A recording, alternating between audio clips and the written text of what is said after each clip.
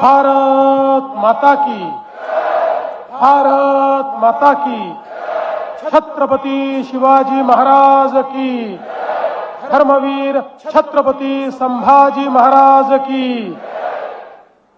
हिंदवी स्वराज्याचे सरसंस्थापक छत्रपती शिवरायांना मानाचा मुजरा करतो। भारतीय राज्यघटनेचे शिल्पकार भारतरत्न डॉक्टर बाबासाहेब आंबेडकर यांना मानवंदना अर्पित करतो। खऱ्या अर्थानं ज्यांनी समाजामध्ये क्रांती आणली असे थोर समाज सुधारक महात्मा ज्योतिबा फुले यांच्या पुण्यतिथीच्या निमित्ताने त्यांनाही नमन करतो। क्रांतीज्योती सावित्रीबाई फुले यांच्याही चरणी नतमस्तक होतो। आणि आजच्या या प्रचार सभेच्या निमित्ताने मंचावर उपस्थित असलेले जिल्ह्याचे पालकमंत्री माननीय पंकज भोयरजी आपल्या हिंगणघाटचे अतिशय कार्यक्षम, खरं तर त्यांचा उल्लेख कार्य सम्राट आमदार म्हणून केला पाहिजे असे समीर भाऊ कुणावार, माजी खासदार रामदासजी तडस, जिल्हाध्यक्ष संजयजी गाते, आपल्या हिंगणघाटच्या नगराध्यक्षाच्या उमेदवार श्रीमती नयना तुळसकर, त्याचप्रमाणे या ठिकाणी उपस्थित असलेले सुरेश भाऊ वाघमारे, विजयजी आगलावे, प्रेम भाऊ बसंतानी, आपल्या सिंधी रेल्वेच्या उमेदवार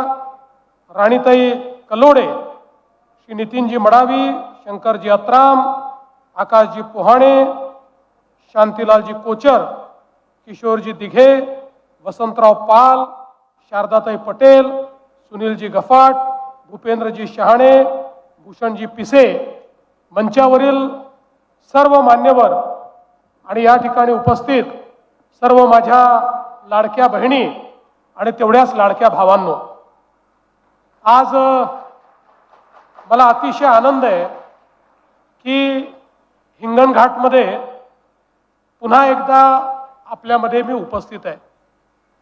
खरं तर हिंगणघाट हे शहर अतिशय कार्यक्षम अशा प्रकारचं एक शहर आहे। कापसाची बाजारपेठ असेल, सोयाबीन, जिनिंग, डाळीची मिल, टेक्स्टाईल उद्योग, अशा अनेक गोष्टी वर्षानुवर्ष या हिंगणघाटमध्ये आपल्याला पाहायला मिळतात आणि सातत्याने एक विस्तार घेणारं अशा प्रकारचं शहर म्हणून या हिंगणघाटकडे आपण पाहतो। आज मला अतिशय आनंद आहे की या हिंगणघाटच्या नगराध्यक्ष पदाकरता भारतीय जनता पक्षाने नयनाताई तुळसकर यांच्यासारख्या एक अतिशय उच्च विद्या विभूषित अशा प्रकारच्या उमेदवाराला या ठिकाणी उमेदवारी दिली आहे। त्या MSc गोल्ड मेडलिस्ट आहेत, नेट सेट उत्तीर्ण आहेत आणि सगळ्यात महत्त्वाचं घनकचरा व्यवस्थापनामध्ये त्यांचं डॉक्टरेट आहे आणि 6 पेटंट त्यांच्या नावाने आहे। मला असं वाटतं की विदर्भामध्ये सर्वाधिक उच्च विद्या विभूषित जर कोणी उमेदवार असेल तर हिंगणघाटच्या नयनाताई आहेत। आणि आता घनकचरा व्यवस्थापनामध्ये त्यांचं इतकं चांगलं काम असल्यामुळे त्यांना तुम्ही निवडून देणारच आहात, माझ्या मनात त्याची शंका नाही आहे।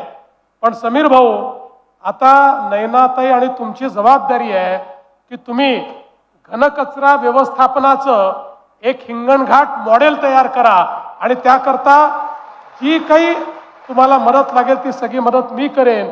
पण या ज्ञानाचा फायदा हा निश्चितपणे आपल्या कामामध्ये देखील त्या ठिकाणी झाला पाहिजे।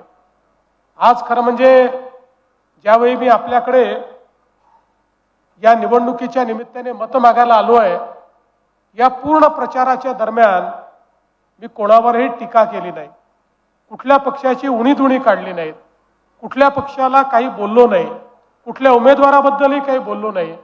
याचं कारण काय आहे की अशा प्रकारे टीका करण्याची आवश्यकता त्यांना पडते ज्यांच्याजवळ कुठला कार्यक्रम नसतो।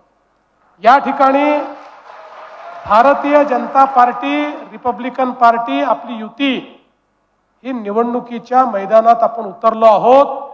तो शहर विकासाचा निश्चित कार्यक्रम हातामध्ये घेऊन एक शहर विकासाचा आराखडा आपल्याकडे आहे। शहर विकासाची एक ब्ल्यूप्रिंट आपण तयार केली आहे। त्या संदर्भात काही आराखडे आपण तयार केलेले आहेत की ज्याच्या माध्यमातून शहराच्या जीवनामध्ये कसं परिवर्तन करता येईल। आणि म्हणूनच मला असं वाटतं की एक सकारात्मक अशा प्रकारचं मत मागण्याकरता या ठिकाणी आपल्यामध्ये मी आलो आहे। आपल्याला कल्पना आहे, आपला देश स्वतंत्र झाल्यानंतर आपल्या देशामध्ये सातत्याने आपण सांगायचो की गावाचा विकास झाला तर भारताचा विकास होईल, आणि ते सत्य होतं। भारत हा गावांमध्ये राहायचा, आणि म्हणून राज्यकर्त्यांनी सगळ्या ज्या काही योजना तयार केल्या गावाला केंद्रबिंदू मानून योजना तयार झाल्या। पण या योजना तयार होत असताना वर्षानुवर्ष सरकारच्या लक्षात आलं नाही की शहरं मोठी होत आहेत। अन्न, वस्त्र, निवारा, शिक्षण, आरोग्य, रोजगाराकरता गावातली लोक शहरात येत आहेत। त्यामुळे शहरांचंही नियोजन झालं पाहिजे, शहरांमध्ये व्यवस्था झाल्या पाहिजेत। आणि म्हणून जवळपास 50-60 वर्ष आपल्याकडे शहरीकरण सुरू होतं। लोक शहरात येत होते, पण शहरामध्ये आपण व्यवस्था केल्या नाहीत, त्याचं नियोजन केलं नाही, राज्यकर्त्याने त्याच्याकडे पाहिलं नाही। परिणाम काय झाला? लोक शहरामध्ये आल्यानंतर राहायला जागा नव्हती, अतिक्रमणं झाली, जिथे जागा मिळेल तिथे लोक बसले, झोपडपट्ट्या तयार झाल्या, आणि त्यातनं लोकांना अनेक अडचणींचा सामना करावा लागला। लोक आल्यानंतर साहजिकच तिथे त्या लोकांकरता पिण्याच्या पाण्याची योजना तयार झाली नाही, पाण्याची कमतरता जाणवायला लागली, घनकचरा मोठ्या प्रमाणात वाढला, पण त्या घनकचऱ्याचा निचरा करायची व्यवस्था झाली नाही, शहरं आपली खराब झाली। सांडपाण्याच्या त्या ठिकाणी भुयारी गटाराच्या योजना झाल्या नाहीत, नाल्यांमधनं त्या ठिकाणी मैला व्हायला लागला, त्यातनं डास, मच्छर, रोग, राई अशा अनेक गोष्टी त्या ठिकाणी तयार झाल्या। तेच घाण पाणी, सांडपाणी आपल्या विहिरींमध्ये गेलं, आपल्या तलावांमध्ये गेलं, आपल्या नदी नाल्यांमध्ये गेलं, तिथलं पाणी खराब झालं। आणि एकूणच आपलं जे शहरी जीवन आहे, हे शहरी जीवन उंच जाण्याच्या ऐवजी ते खाली खाली जात गेलं, किंबहुना ते अधिक रसातळाला गेलं। देशामध्ये पहिल्यांदा माननीय प्रधानमंत्री नरेंद्र मोदीजींचं सरकार आल्यानंतर मोदीजींनी हे सांगितलं की जसं आपल्याला गावाकडे लक्ष द्यावं लागेल तसंच आपल्याला शहराकडे देखील लक्ष द्यावं लागेल। मोदीजींनी सांगितलं देशाचा 65% GDP हा शहरांमध्ये तयार होतो। देशामध्ये वस्तू सेवांची निर्मिती, रोजगाराची निर्मिती ही शहरांमध्ये होते, त्यामुळे शहराकडे लोक आकृष्ट होतात। आणि म्हणून आता शहरीकरणाला अभिशाप समजू नका, शहरीकरणाला एक संधी समजा, आणि शहरांचं नियोजन जर आपण केलं तर मोठ्या प्रमाणात शहरात राहणारा गरीब, शहरात राहणारा मध्यमवर्गीय या प्रत्येकाला एक चांगलं जीवनमान आपल्याला देता येईल, आणि त्यासोबत शिक्षण, आरोग्य आणि रोजगाराच्या नवीन संधी आपल्याला शहरांच्या माध्यमातून तयार करता येतील। आणि देशाच्या इतिहासात पहिल्यांदा मोदीजींनी शहरांकरता देखील योजना सुरू केल्या। स्मार्ट सिटीची योजना असेल, अटल अमृत शहरांची योजना असेल, स्वच्छ भारतची योजना असेल, या प्रत्येक योजनेमध्ये शहरांचा विचार करून शहरांमध्ये काम झालं पाहिजे असा प्रयत्न झाला। आणि या महाराष्ट्रात आपलं सरकार आल्यानंतर आपण देखील मोठ्या प्रमाणात केंद्र सरकारच्या योजना आणि राज्य सरकारच्या योजना या माध्यमातून शहरांमध्ये काम सुरू केलं। आज आपण पाहू शकतो अमृत योजनेतनं एकट्या महाराष्ट्राला मोदी साहेबांनी 50,000 कोटी रुपये या ठिकाणी दिले की ज्यातनं आज आपली शहरं बदलत आहेत। आताच समीर भाऊनी आपल्याला सांगितलं किती मोठ्या प्रमाणात हिंगणघाटमध्ये काम झालं। पिण्याच्या पाण्याची योजना असेल, भुयारी गटाराची योजना असेल, त्या ठिकाणी बंधाऱ्याची योजना असेल, या सगळ्या योजना आपण का करू शकलो? कारण आपल्या सरकारने शहरांकडे बघण्याचा दृष्टिकोन बदलला आणि शहरात व्यवस्था झाल्या पाहिजेत याकरता केंद्र सरकार आणि राज्य सरकारच्या माध्यमातून मोठ्या प्रमाणात आपण निधी उपलब्ध करून दिला। म्हणून ही सगळी कामं जी आहेत ही कामं आपण या ठिकाणी करू शकलो। आज आपण बघा पिण्याचं पाणी हे प्रत्येक घरापर्यंत पोहोचवण्याचा आपण प्रयत्न केला। आणि आता हळूहळू शहरं वाढतायत, त्या वाढत्या शहरांमध्ये अजून वाढीव पुरवठा योजना या आपण तयार करतो. आता तर इथे जवळपास मला वाटतं 12 टाक्या आपण बांधल्या. मला आठवतं या पाणी पुरवठा योजनेचं समीर भाऊ सातत्याने त्या ठिकाणी पाठपुरावा करायचे. आपली नगरपालिका देखील सातत्याने त्यामध्ये पुढाकार घ्यायची आणि म्हणून ही योजना आपण या ठिकाणी करू शकलो. आज पिण्याचं पाणी असेल, आज आपल्याकडे भुयारी गटाराच्या माध्यमातून आपण हा प्रयत्न करतोय की प्रत्येक शहरामध्ये जे काही आपलं मैल्याचं पाणी आहे, सांडपाणी आहे, मैला आहे, हा भुयारी गटारातनं एका ठिकाणी जमा करून त्या ठिकाणी STPच्या माध्यमातून त्याच्यावर कारवाई करायची, त्याच्यावर शुद्धीकरण करायचं, त्याच्यावर प्रोसेसिंग करायचं, त्यातला मैला बाजूला काढून त्यातलं खत तयार करायचं आणि त्यातलं पाणी शुद्ध करून ते पाणीच नदी आणि नाल्यांमध्ये गेलं पाहिजे, जेणेकरून आपल्याकडे कुठेही जलस्रोत प्रदूषित होणार नाही.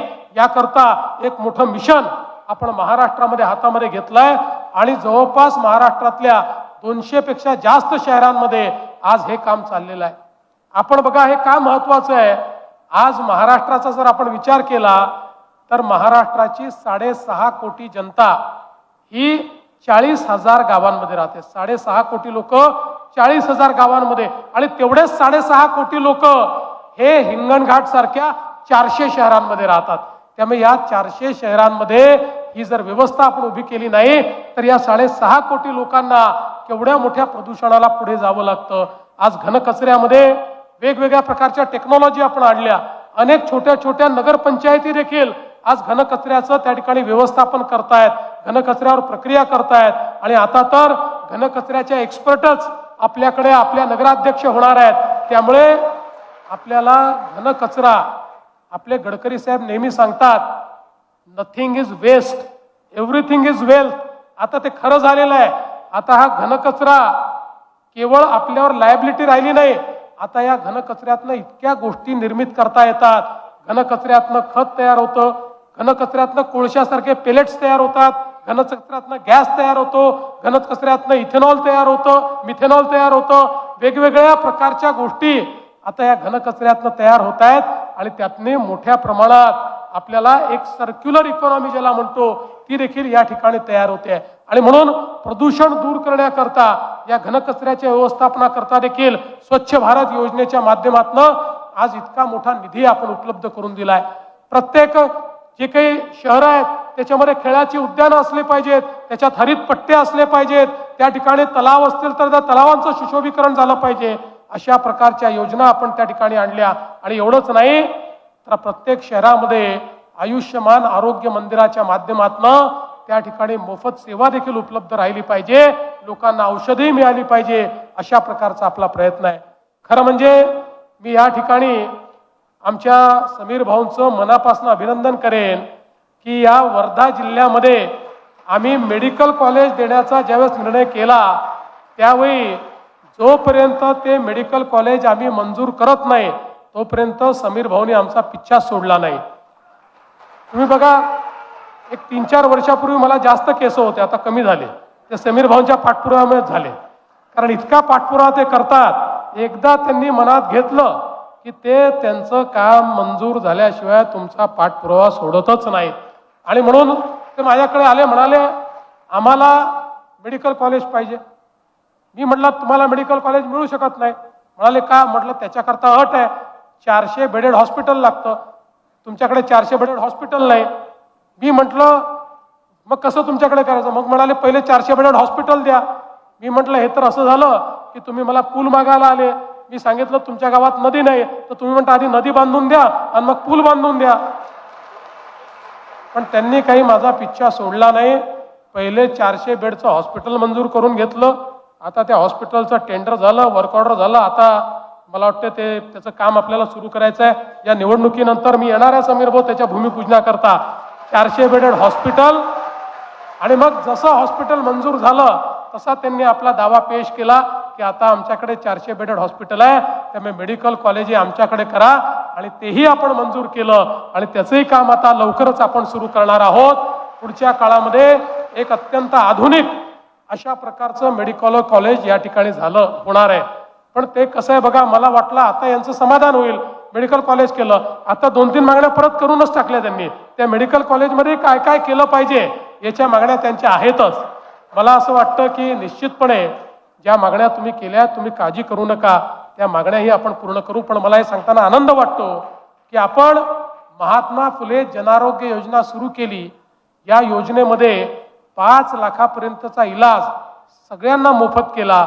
आता रेशन कार्डाची अट नाही, कुठल्या कागदपत्रांची अट नाही, प्रत्येकाला 5 लाखापर्यंतचा इलाज आपण मोफत देतो. आणि पुन्हा आपलं हे सरकार आल्यानंतर माझ्याकडे काही लोक आले, म्हणाले साहेब आपण मोफत इलाज तर देतात, पण एक प्रश्न निर्माण झालाय. म्हटलं काय आहे? म्हणाले तुमच्याकडे 1300 आजारांवर तुम्ही उपचार देता, पण अनेक महत्वाचे आजार असे आहेत की जे तुमच्या लिस्टमध्येच नाही आहेत. त्याचं मग ऑपरेशन करायचं 3 लाख रुपये लागतात, 4 लाख रुपये लागतात. मग ते आम्ही कसं करायचं? मी म्हटलं हे तर आमच्या लक्षातच आलं नाही. मग मी देशभरातल्या सगळ्या योजनांमध्ये कुठले कुठले आजार आहे याची यादी मागवली. सगळ्या वेगवेगळ्या हॉस्पिटलशी चर्चा केली, वेगवेगळे लोक या क्षेत्रात काम करणारे यांच्याशी चर्चा केली. आणि आता आपण निर्णय केला आणि मागच्या महिन्यात आपण निर्णय केला की आता 1300 आजार नाही, 2400 आजारांकरता आता 5 लाखापर्यंतचा इलाज हा आपण मोफत केलेला आहे. आणि मी तुम्हाला निश्चितपणे सांगतो की एवढंच नाही तर 9 आजार असे आहेत की ज्याच्यामध्ये 5 लाखापेक्षा जास्त खर्च होतो. त्या आजारांमध्ये 10 लाख, 12 लाख, 35 लाखापर्यंत हा सगळा इलाज आपण मोफत करणार आहोत. आणि सामान्य माणसाला दिलासा देण्याचं काम हे आपल्या सरकारच्या माध्यमातून होणार आहे. त्यामुळे तुमच्या मेडिकल कॉलेजमध्ये इतक्या मल्टी स्पेशालिटी होणार आहे की तुम्हाला तर खासगीमध्ये जाण्याची आवश्यकता पडणार नाही. अशा प्रकारची व्यवस्था ही आपण या हिंगणघाटमध्ये करणार आहोत. बंधू भगिनींनो, या ठिकाणी आमच्या समीर भाऊंनी मागणी केली, विशेषतः जुनी वस्ती परिसरात नदीजवळ राहणारे जे लोक आहेत, जवळपास 1000 घरांना कधीतरी महापुराने वेढा केला होता आणि त्यामुळे तिथे ब्ल्यू लाईन आलेली आहे आणि म्हणून त्या लोकांना मालकी मिळत नाही, रिडेव्हलपमेंटही करता येत नाही, मंजुरी मिळत नाही. म्हणून त्यांची मागणी होती की 1979 नंतर कधीच तिथे पूर आलेला नाही. मी तुम्हाला आजच सांगतो, मी लगेच एक समिती नियुक्त करून त्या संदर्भातली एक बैठक लावतो आणि आपण आता महाराष्ट्रामध्ये ज्या ज्या ठिकाणी ब्ल्यू लाईनचे प्रॉब्लेम आहेत त्या ठिकाणी नव्याने ब्ल्यू लाईन आणि रेड लाईनची आखणी करणार आहोत. त्यामुळे त्या आखणीमध्ये तुमचाही समावेश करून या ठिकाणी लोकांना कसा दिलासा देता येईल हा प्रयत्न आपण निश्चितपणे करू, हे आपल्याला मी या निमित्ताने सांगतो. एवढंच नाही तर खऱ्या अर्थानं हिंगणघाट असेल किंवा सिंधी रेल्वे असेल, या दोन्ही ठिकाणी सिंधी रेल्वेमध्ये तर आपल्या गडकरी साहेबांनी आता जो ड्रायपोर्ट्स केलेला आहे त्यामुळे पुढच्या काळात समृद्धी आणि सिंधी रेल्वे या सगळ्या परिसरामध्ये खूप मोठ्या प्रमाणात लॉजिस्टिक्सचं काम हे आता सुरू होणार आहे. खूप मोठ्या प्रमाणात त्या ठिकाणी रोजगाराची निर्मिती देखील होणार आहे. पण हे सगळं होत असताना समीर भाऊंनी सांगितलं की तुम्ही आम्हाला मागच्या वेळेस खूप निधी दिला, आताही प्रत्येक प्रभागाला निधी द्या. मी तुम्हाला एवढंच सांगतो समीर भाऊ, तुम्ही अपेक्षा केली आहे त्यापेक्षा जास्त निधी तुम्हाला या 5 वर्षामध्ये देऊ. तुम्ही काळजी करू नका. काम करणारे जे लोक आहेत यांना निधीची कमतरता मी कधीच पडू देत नाही आणि समीर भाऊ हे काम करणारे व्यक्ती आहेत.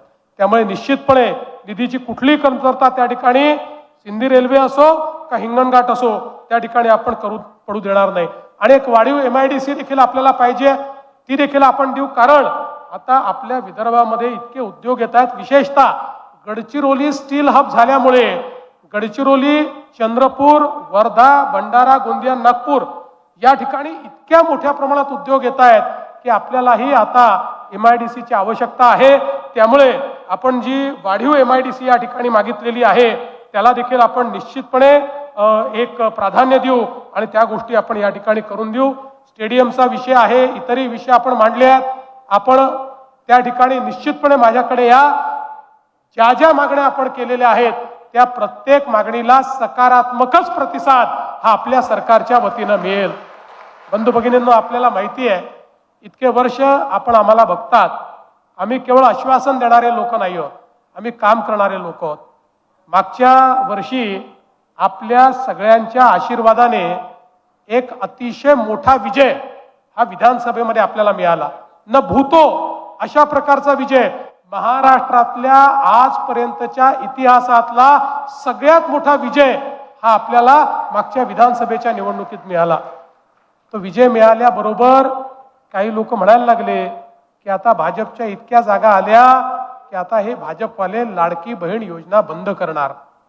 आता 2 दिवसापूर्वी आम्हाला निवडून येऊन 1 वर्ष पूर्ण झालं, आम्ही योजना बंद केली नाही.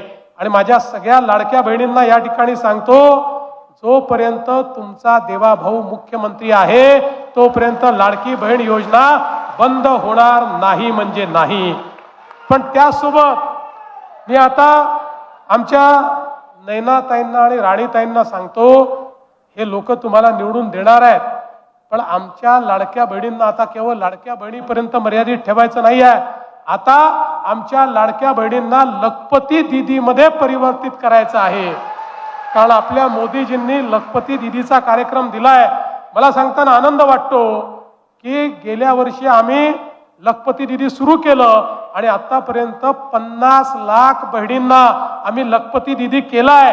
आता 1 कोटीपर्यंत आकडा न्यायचा आहे, त्याच्या पलीकडे आपल्याला जायचं आहे. त्यामुळे बाकी तर तुम्ही विकास कामं करत राहा, पण माझ्या या सगळ्या लाडक्या बहिणींकडे तुम्ही विशेष लक्ष द्या आणि माझ्या सगळ्या लाडक्या बहिणींना लखपती दीदी करून या समाजाच्या सामाजिक आर्थिक परिवर्तनाचा भाग आमच्या बहिणींना तुम्ही बनवा, ही मी आपल्याला विनंती करतो. आपल्याला माहिती आहे, नुकत्याच झालेल्या अतिवृष्टीमध्ये खूप मोठं नुकसान झालं, पण आपण शेतकऱ्यांच्या पाठीशी उभं राहिलो. 32,000 कोटी रुपये आपण शेतकऱ्यांना दिले. मोफत विजेचं काम आपण शेतकऱ्यांकरता केलं. आज वेगवेगळे जे घटक आहेत, या प्रत्येक घटकाकरता आपण प्रयत्न करतो आहोत. आणि मी तुम्हाला विश्वास देतो की या निवडणुकीतही आपला आशीर्वाद आम्हाला मिळाल्यानंतर आमचं काम थांबणार नाही. आधीपेक्षा जास्त जोमानं, आधीपेक्षा जास्त वेगानं हे काम आम्ही करत राहू, हा विश्वास आपल्याला देतो. आणि जाता जाता एवढीच विनंती करतो, 2 तारखेला कमळाची काळजी तुम्ही घ्या. 2 तारखेनंतर 5 वर्ष तुमची काळजी आम्ही घेऊ, हा विश्वास तुम्हाला देतो. आणि माझं बोलणं संपवतो. धन्यवाद. जय हिंद.